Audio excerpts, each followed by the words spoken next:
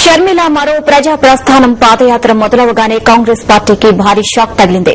అటు తెలంగాణ ఇటు సీమాంధ్రలో కాంగ్రెస్ పార్టీకి చెందిన ముఖ్య నేతలు ఆ పార్టీని వీడుతున్నట్లు ప్రకటించారు.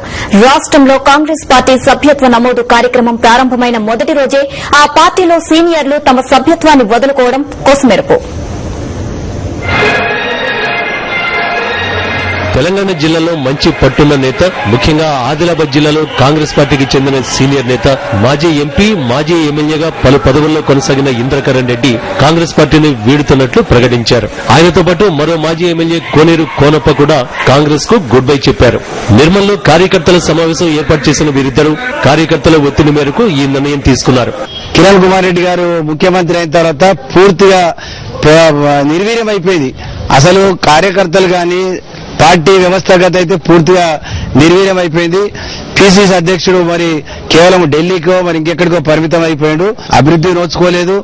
ఎటువంటి కార్యక్రమాలు కూడా ఇక్కడ పరిపాలన అంటూ జరగడం లేదు. కాబట్టి మరి మేము చివరిగా మరి చెప్పి వార్నింగ్ ఇచ్చిన తర్వాత ఎన్నోసార్లు కోరిన తర్వాత ఇప్పుడు చివరిగా ఈరోజు నిర్ణయం చేసుకున్నాం. కాంగ్రెస్ పార్టీకి మా నాయకులు కార్యకర్తలందరూ కలిసి దాదాపు ఒక 4-5 వేల మంది అందరం కలిసి కూడా ఇవాళ కాంగ్రెస్ పార్టీకి రాజీనామా సమర్పిస్తున్నాము.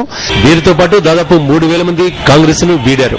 అంతేకాక మరో 50 మంది మాజీ సర్పంచులు, 5 జెడ్పీటీలు కూడా కాంగ్రెస్ కు బై బై చెప్పారు. ఇది ఇలా ఉంటే పశ్చిమ గోదావరి జిల్లాలో Chintalapudi sitting Congress MLA Maddala Rajesh, DCCB chairman Karatam రాంబాబులు కూడా కాంగ్రెస్ ను వీడాలని కార్యకర్తలు ఒత్తిడి తెచ్చారు. వీరిద్దరూ వేగవరంలో కార్యకర్తల సమావేశాన్ని ఏర్పాటు చేశారు. వైఎస్ కుటుంబానికి మేలు జరిగే ఏ నిర్ణయానికైనా తాను సిద్దమేనని ఎమ్మెల్యే మద్దాల రాజేష్ ప్రకటించగా, కార్యకర్తల మనోభావాలను గౌరవించడం తన ధర్మమని కరాటన్ తెలిపారు. కాంగ్రెస్ పార్టీని వీడుతున్న వీరంతా త్వరలో వైఎస్ఆర్ కాంగ్రెస్ లో చేరేందుకు సిద్దమవుతున్నట్లు సమాచారం. కాంగ్రెస్ ప్రభుత్వ ప్రజా వ్యతిరేక విధానాలకు విసిగిపోయే కాంగ్రెస్ పార్టీకి రాజీనామా చేస్తున్నామని, ఇలాగే కాంగ్రెస్ ప్రభుత్వము ప్రజా వ్యతిరేక విధానాలను అవలంబిస్తూ తెలంగాణ రాష్ట్రంపై స్పష్టమైన హామీ ఇవ్వకపోతే ఇంకా ఈ జిల్లాలో కాంగ్రెస్ కు కొనసాగే నైతిక హక్కు లేదని ఇంద్రకరణ్ రెడ్డి గారు హెచ్చరిస్తున్నారు.